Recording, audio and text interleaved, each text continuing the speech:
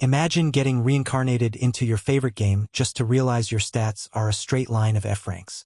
No power, no magic, just pure, unadulterated bad luck. Well, meet Dud, the only guy who managed to one-punch the world's hero and accidentally rizzle up the final boss in the same day. But today the butterfly effect is officially turning into a hurricane. We've got the Saintess on one side, the demon princess on the other, and Dud is stuck in the middle trying to pull off a double date using a high-level clone and some questionable pheromones. Honestly, guys, if he survives this without getting cooked, he's the real GOAT. We're diving deep into the Academy's carnage mode, where the red flags are glowing and the survival instinct is dialed to 11. If you thought being a background character was easy, think again. Strap in, because this isn't just a school orientation. It's a battle for survival. Let's get into it. They say the flap of a single butterfly's wings can trigger a relentless hurricane on the other side of the planet. It's a fascinating theory in books, but in my reality, it is a damn phenomenon that has absolutely nuked my life. Honestly, my entire existence is just a series of regrettable decisions at this point. I am out here speedrunning the worst life choices leaderboard. I was just sitting there in my room, trying to exist in peace, when a sudden, loud banging on the door made me go completely numb. Honey? Honey, are you listening to me? I am coming in because I know for sure you are in there. You better open the door right now. The voice was loud, piercing, and possessed a level of delusional girlfriend energy that was frankly off the charts. It was Eleanor. I sat there, paralyzed, feeling the cold sweat drip down my neck. I had even gone to the trouble of checking with Oilia, the door manager. She specifically told me I was in the clear today. No classes, no meetings. But no. Eleanor isn't just a princess. She is a professional grade stalker who does not understand the concept of personal space or boundaries. Is Dud going to ignore me until the end? She screamed. I was already extremely annoyed, but more than that, I was terrified. Then the growling started. It did not even sound human anymore. Suddenly, a knife pierced through the solid wood of my door like it was made of wet paper. Okay, then I will break him myself, she hissed from the other side. I looked at that door, drenched in sweat, my eyes wide with pure horror. This woman is actually out here playing a real-life horror movie. Seeing the door being ravaged by those violent slashes, I panicked and shouted, "Stop her! This is a violation of the rules.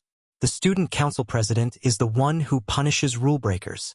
But then came the threat that turned my blood to ice and made my heart skip a beat. Too bad for you, because I am the student council president. The door finally gave way, and she strode in like she owned every atom in the room. You have been avoiding me lately, haven't you? To be exact, 32 times. I sat down on the ground in total fear.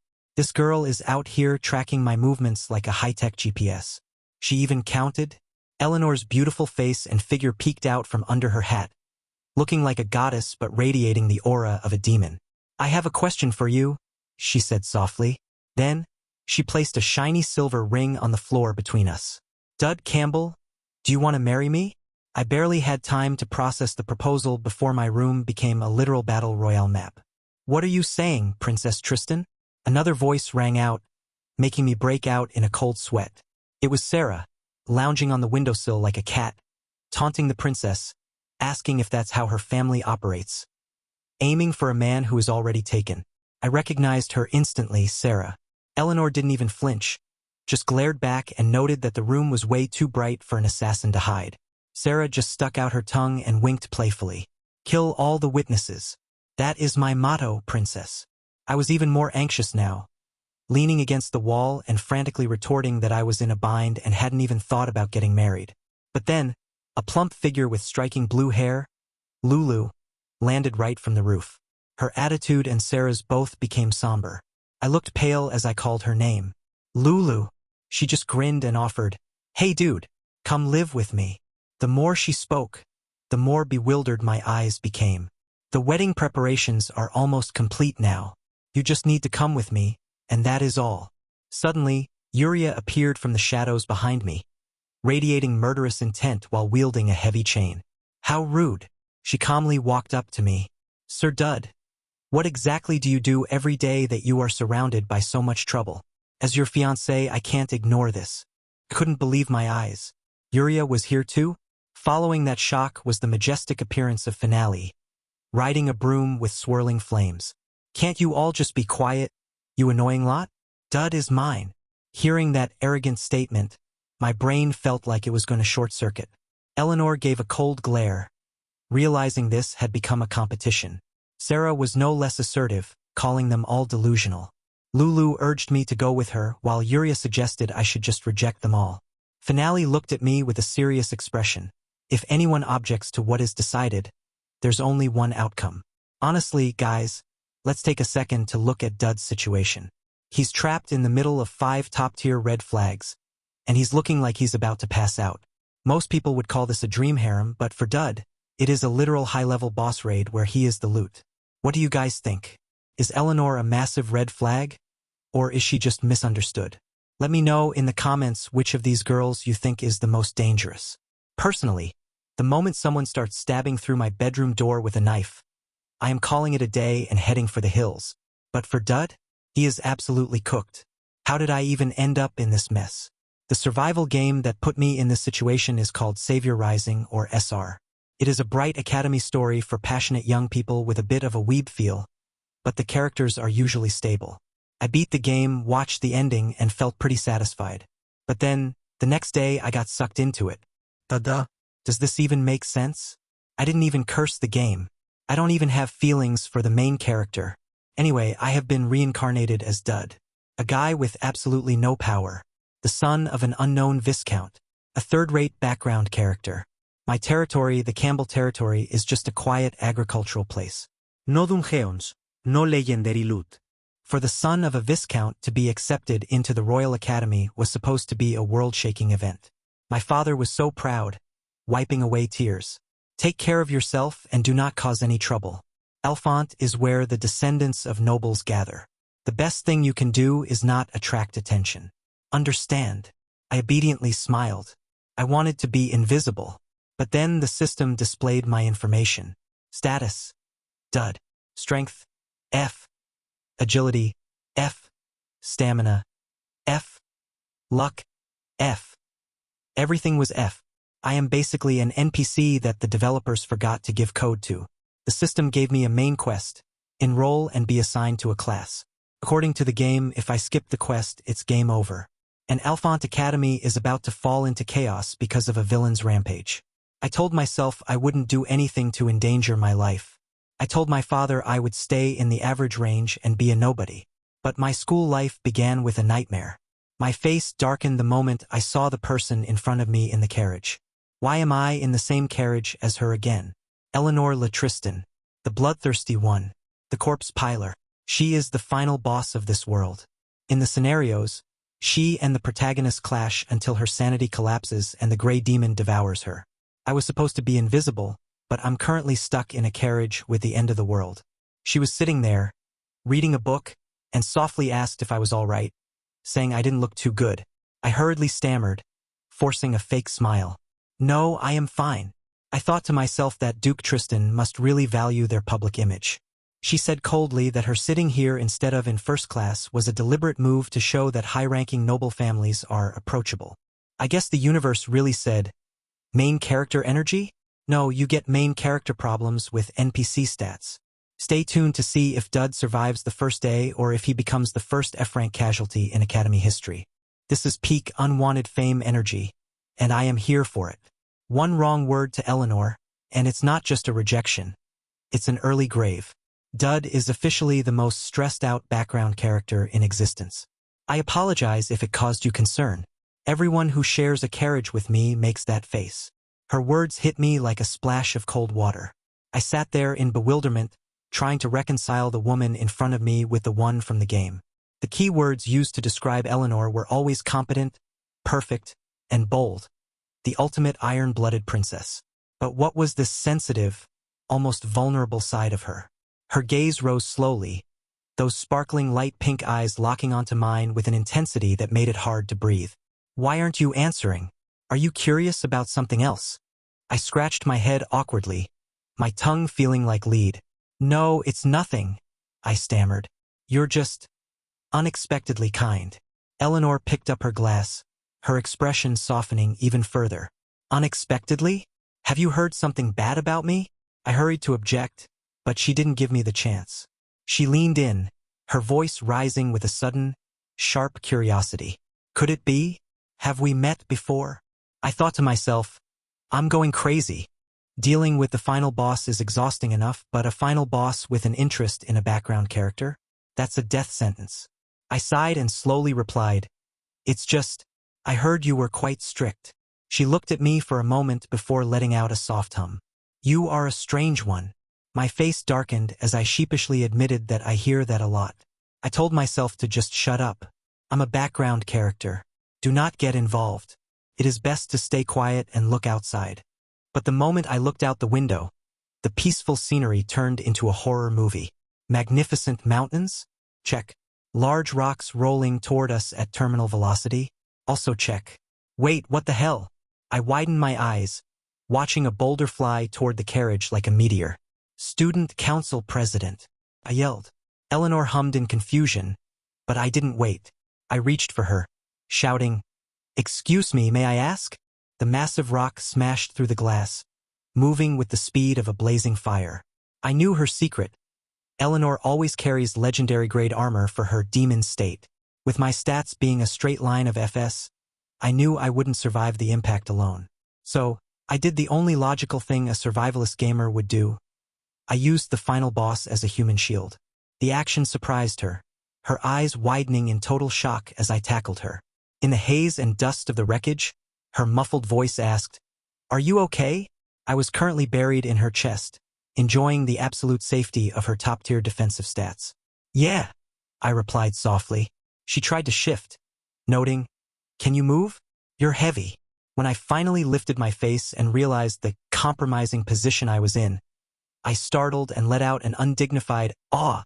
I awkwardly and shyly stammered out an apology, but she just looked away, her face turned toward the shadows. It's okay. You did it to save me. I was floored. She actually thought I was being heroic. This is the first time someone has approached me so directly, she explained softly. Thank you. I understand your intentions, so do not apologize. I awkwardly agreed, but in my head, I was screaming. I only threw myself at her to benefit from her armor. Now, for a quick reality check for anyone watching this. Dud is playing 4D chess while everyone else is playing checkers. He didn't save the princess. He saved himself using the princess. That is peak zero stat energy. It's hilarious because he's trying so hard to be an invisible NPC, but he just accidentally triggered a direct physical contact event with the most dangerous woman in the Empire. Talk about task failed successfully. He's out here rizzling up final bosses by sheer cowardice, and honestly, I respect the hustle.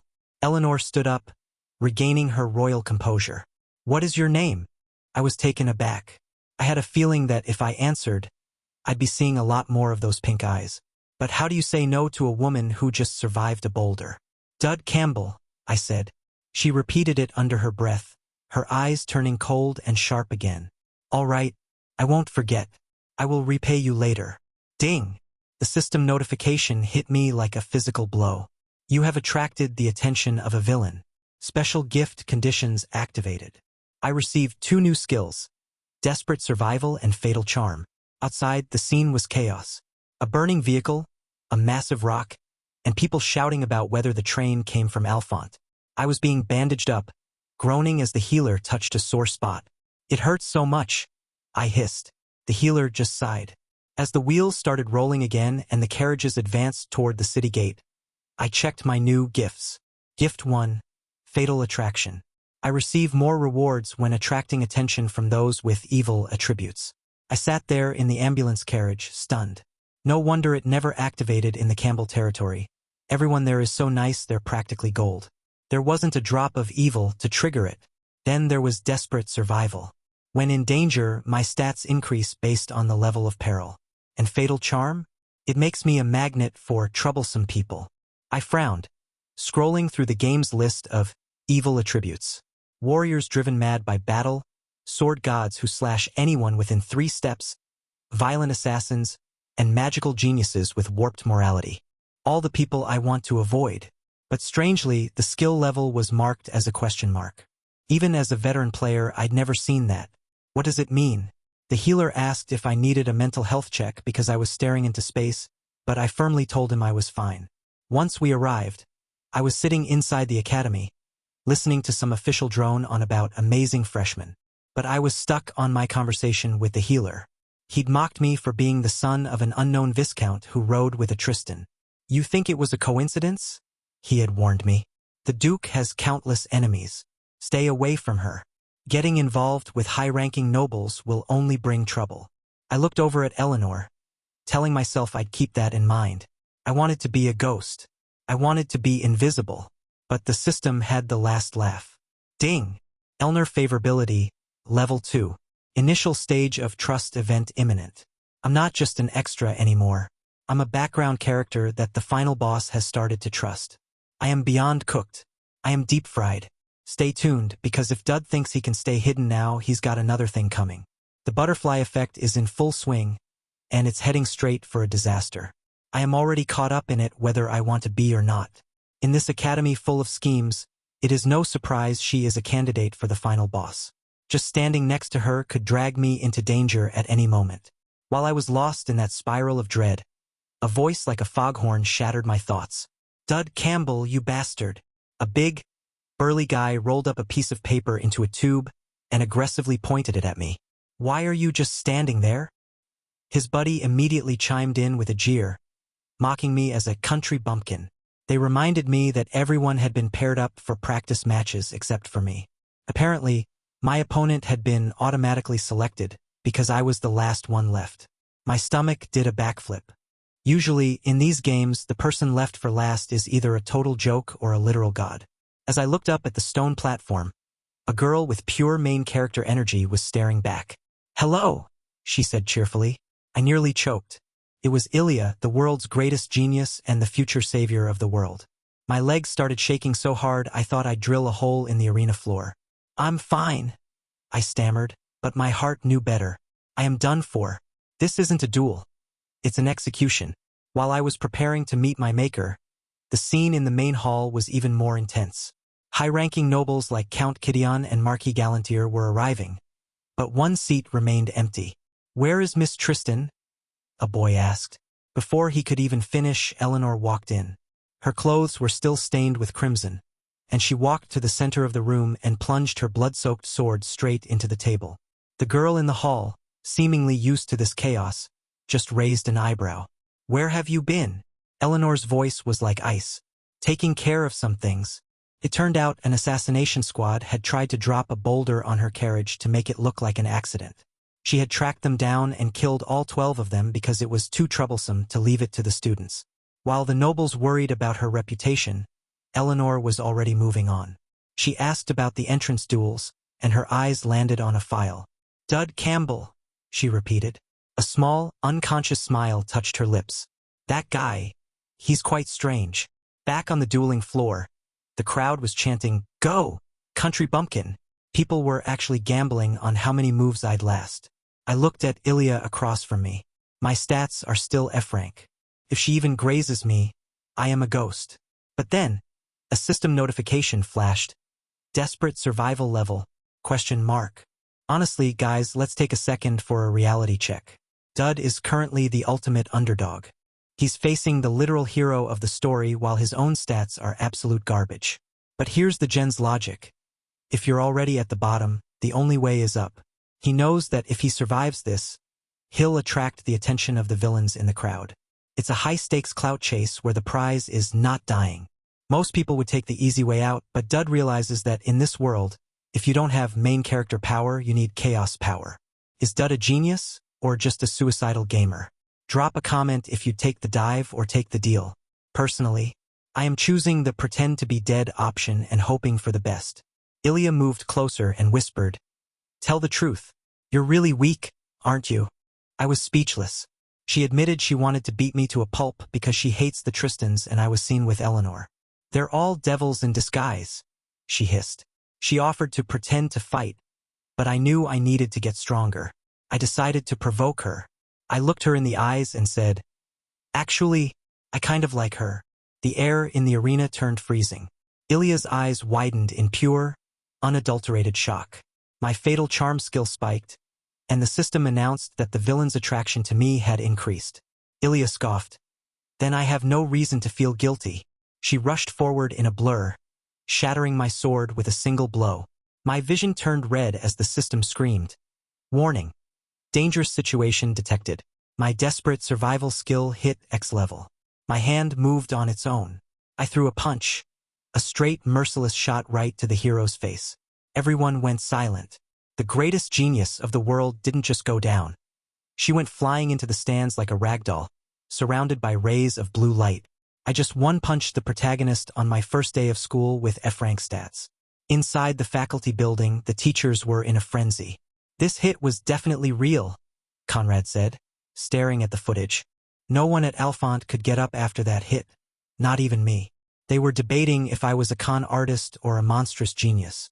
But the ironies kept coming. I'm now the new star of the academy, and I've successfully subdued the protagonist of the world.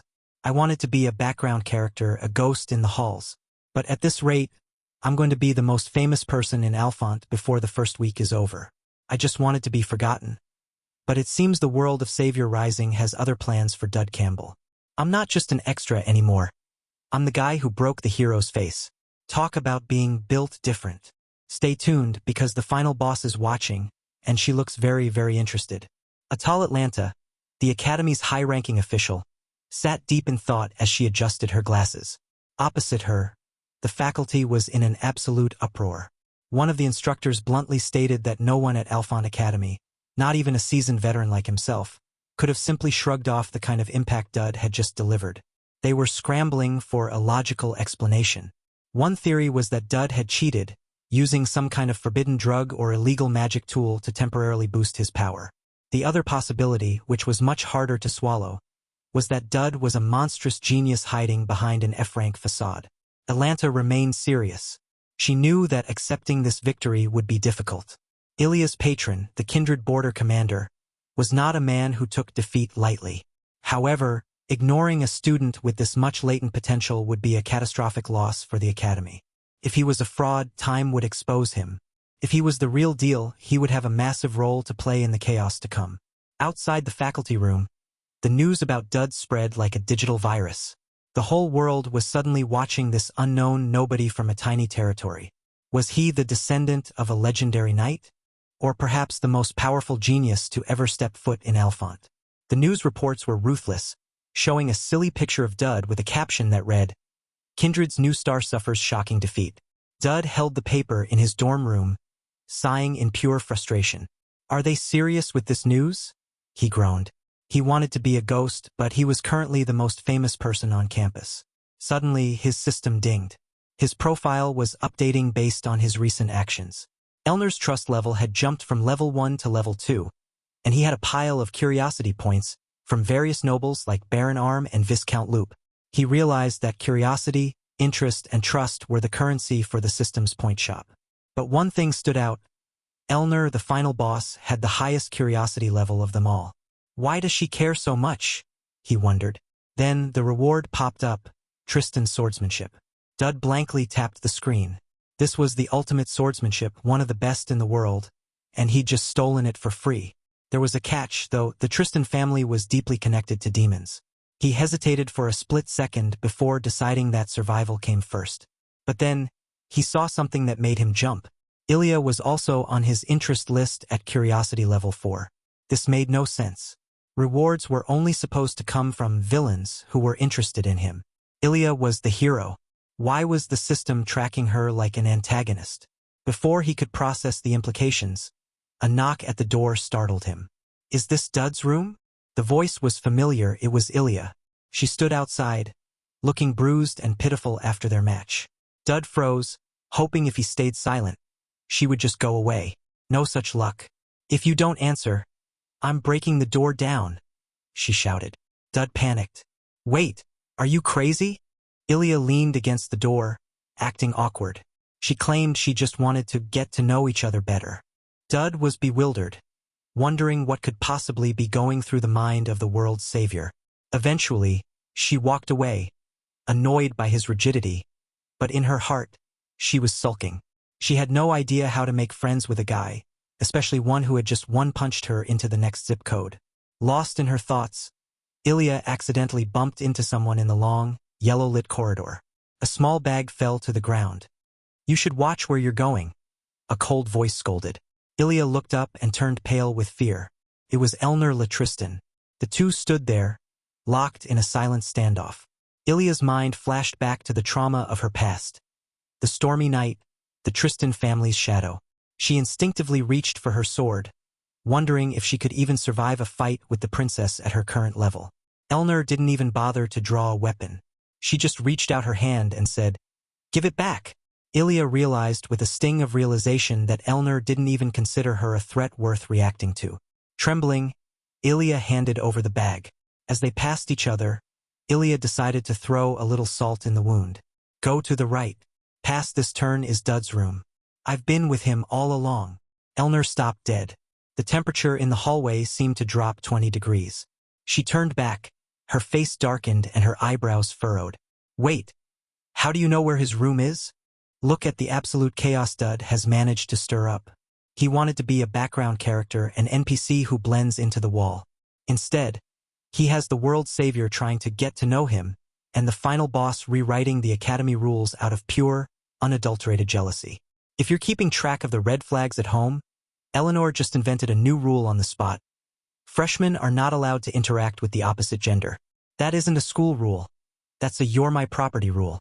Dud is out here surviving on F-rank stats while two of the most powerful women in existence are about to turn the Academy into a battleground over his dorm room location. Talk about being cooked. If you think Dud can talk his way out of this one, you're more optimistic than I am. Elnor walked away from Ilya, her mind racing. Why was the hero so hostile? She tried to play it off with a friendly smile, but her internal monologue was much darker. She sternly reminded Ilya that she had just made a rule. From now on, you're not allowed to come to his room anymore. Ilya watched her leave, her own anger boiling over. She knew there was something between those two, and she was determined to get to the bottom of it. The next day was the Alphonse Academy class sorting exam. Because Dud had defeated the warrior candidate, he was placed in the highest level group. Everyone else looked proud, but Dud looked like he was walking to the gallows. The biggest problem? Ilya was in his group. The system was pinging him constantly. Ilya's interest level, approaching interested. Curiosity, level 5. Dud felt helpless. Someone had even sent him a snack package and a letter last night wishing him luck. Who is watching me? He thought. He tried to focus on the exam, hoping for a normal, complication-free test. But then the system gave him one more warning. Elnor Latristan event imminent. Eleanor stood before the group, looking solemn and majestic. "Pleased to meet you. I am Eleanor, and I am in charge of this exam." Dud's heart sank. This wasn't a coincidence. The final boss was directly in charge of his sorting exam, and in a world full of assassins and schemes, that meant one thing. The optimal results the Academy wanted were about to be paid for in blood. Dud is officially no longer an extra. He's the center of the storm. Important characters in this world always come with a special brand of chaos. The moment their interest status changes, the universe basically decides to throw a party, and I'm the only one invited who doesn't want to be there. I sat on my bed, staring helplessly at the system. Ilya's level of interest had spiked again. What is actually going on? Then I remembered the snack package and the letter from last night. Good luck on the exam tomorrow. Someone is definitely watching me.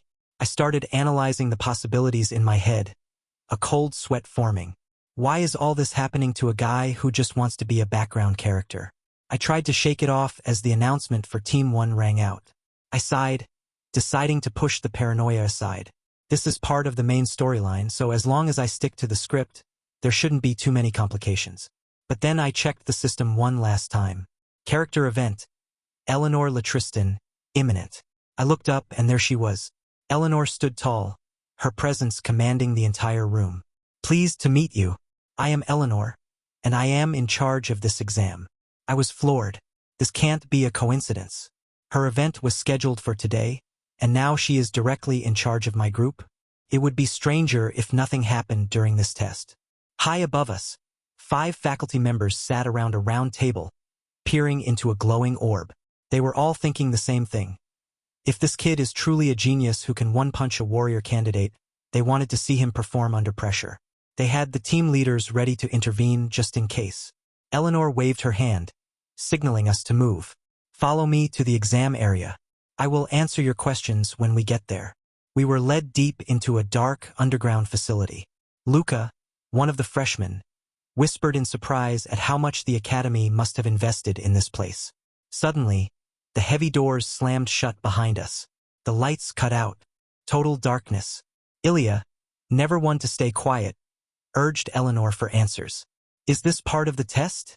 She asked. I looked at the lever on the wall and realized the truth before anyone else. The entrance was blocked. The power was dead. Ding! The Eleanor event is in effect. This isn't a test. It's a trap. The system flashed a warning. Surviving assassins are still targeting Eleanor Latristan. Protect this person. Some of the freshmen tried to play it cool, saying the seniors would handle it, but I looked around and realized the gravity of the situation. Every single person in this dark room was a member of the original main character's party. This is where they were all supposed to meet for the first time in the game. In other words, I was stuck in a room full of VIPs during a high-level assassination attempt. I pointed to a map on the wall, deciding to take initiative for once. The central hall is the most logical place to move, I said decisively. It's a wide-open area. It'll be easier to defend against ambushes than these narrow corridors. Trisha feigned fear at the word ambushes. But I turned to Eleanor and Ilya. You two must have felt it too. We are not the only ones here. They didn't know how to respond, but I didn't wait for a debate. I started walking in the opposite direction. Ilya shouted after me, bewildered. Why are you going that way? It's the opposite of the hall. I didn't look back. I told her it was necessary and I'd explain later. In reality, nothing was more important than protecting my own life.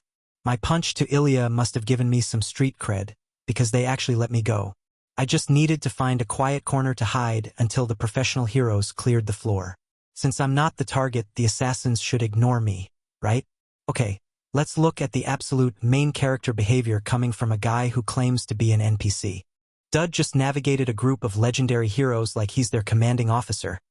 Then pulled the classic, I have a secret mission, move just to go find a place to nap. He's out here using his game knowledge to avoid the plot, but the system is literally forcing him into the line of fire.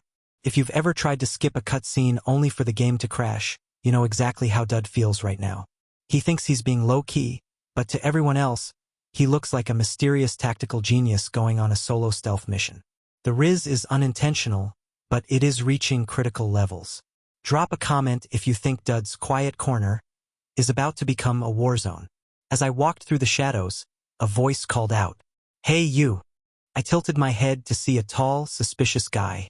He claimed he was there to fix the electrical system and needed a guide because he couldn't see in the dark. Red warning. Dangerous situation detected. I felt bored. Seriously? This guy was so obvious. Meanwhile, the rest of the group was splashing through puddles. Trisha was worried about me, but Ilya sensed something was wrong. They didn't realize that masked people were hiding in the rafters, ready to pounce. But Eleanor? She had already noticed everything. She glanced up, her eyes cold. The repairman walking with me was secretly gloating. He thought the vanguard had been wiped out by Eleanor, but that I was just an amateur he could easily fool. He planned to play with me before finishing me off and taking my body to get close to the princess. I looked back as he started peeling off a human skin mask, a short sword glinting in his hand. Thank God, I sighed. Just as I predicted. If my opponent had any real strength, I might have been in trouble. But this guy? I remembered his moves, his patterns. He even had the same rhinitis symptoms from the game script. He was a professional, but he was a scripted professional. He frowned, confused by my lack of fear. I got into a fighting stance, gripping my sword. Desperate survival, rank A. On the other side of the facility, the ambush was in full swing. A man in black was slammed into a wall. Arrows whistled through the air, splattering red blood across the stone. The main party was working together seamlessly, taking down the assassins with terrifying efficiency. Ilya yelled for a freeze spell, her mind flashing to Eleanor. But Eleanor didn't need help. She stomped her foot, and with a light, effortless swing of her sword, for ambushers were sent flying into the wall. They spat out mouthfuls of blood. Their bones shattered before they even knew she had moved. The final boss wasn't just defending. She was erasing the threat. And somewhere in the dark, I was standing across from a professional killer, ready to prove that an F-rank student with a survival instinct, is the most dangerous thing in this building. Stay tuned, because the repairman is about to find out that Dud doesn't just punch heroes, he dismantles professionals. The underground facility felt like a tomb, and Eleanor was its cold-blooded executioner. Her foot ground into the assassin's jaw with a sickening crunch that echoed through the dark hallway. Besides you, who else was deployed? If you do not answer, I will break your neck, she whispered. Her voice wasn't filled with rage. It was flat and devoid of any human emotion, which somehow made it 10 times more terrifying. The man's hands were frozen with fear, his entire body trembling as he gasped through a mouthful of blood that the Crescent Society had already met. When he hesitated to reveal their leader, Eleanor didn't waste time with a second warning. She just stomped on his face again, her eyes glowing with a terrifying intensity. She lifted him by one leg like he was nothing more than a piece of discarded trash. Is that assassin here? She demanded. The man finally broke, admitting that Hazmat, a professional impersonator from the Crescent Society, was already in the building. Ilya, standing nearby, felt a chill run down her spine as she put the pieces together. She looked at Eleanor and finally asked the question that had been eating at her. So, if Dud made himself bait to lure out the strongest enemy, why would he go so far for you? What is really between you two? Eleanor's response was ice-cold and dismissive. I told you, there's nothing, at least as far as I know. Meanwhile, on the other side of the darkness, I was standing over a very confused and very broken professional. Hazmat was cursing under his breath, his pride shattered into a million pieces. Damn it, he wheezed. I, a professional assassin, was defeated so easily? He couldn't wrap his head around how a student had countered him. He noticed the traces of Tristan's swordsmanship in the room, a technique that shouldn't exist here. He looked at me with genuine terror. I had only used one move, but I had beaten him black and blue before he could even blink, finishing the exchange with a fatal blow through the heart. Ding! The system flashed a bright notification. You have successfully executed the Tristan's sword technique. Proficiency increased. I looked at the simple wooden staff in my hand and breathed a sigh of relief.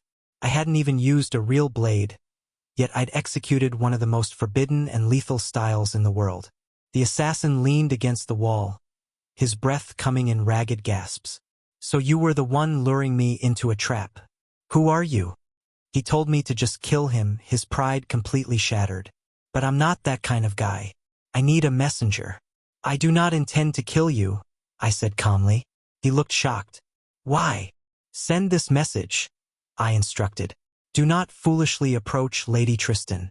Tell them an assassin of your caliber nearly lost his life. I knew the political infighting wouldn't stop, and if they kept pushing, Eleanor's gray demon would awaken sooner. I had to extinguish this danger at the source.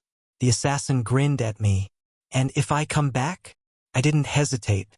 Then just try again, because next time, I will protect her too. He looked at me suspiciously.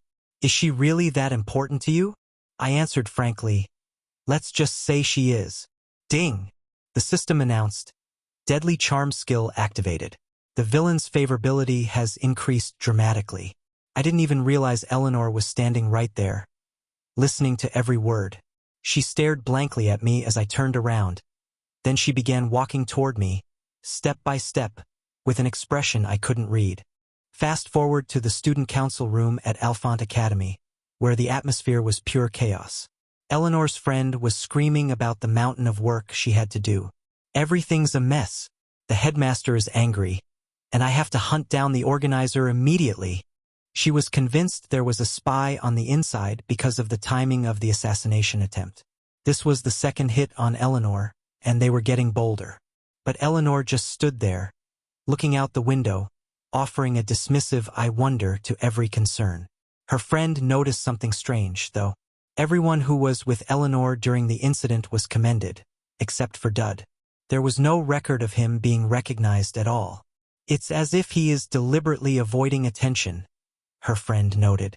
When Eleanor said, I wonder for the 10th time. Her friend snapped, grabbing a jar and throwing it at her. Eleanor caught it effortlessly with one hand, her face emotionless. Is there a problem? You've been absent-minded all day, her friend yelled. If you don't tell me what's going on, I won't help you anymore. Eleanor stayed quiet for a few seconds before dropping a bombshell. I think I'm starting to be interested in someone. Her friend's jaw hit the floor. Who? Eleanor looked away almost shyly. You just mentioned him. Her friend gasped in disbelief. Wait, hold on. You like that country bumpkin? Doug Campbell? Silence filled the room. Eleanor immediately retorted that she didn't like him. Not yet, but she wanted to test him. Her friend pointed out that Duke Tristan would be furious if he found out his daughter was eyeing a low-ranking noble, but Eleanor just nonchalantly put the jar back. Besides, I do not even like him, she claimed, though she was staring at Dud's student file with an intensity that said otherwise.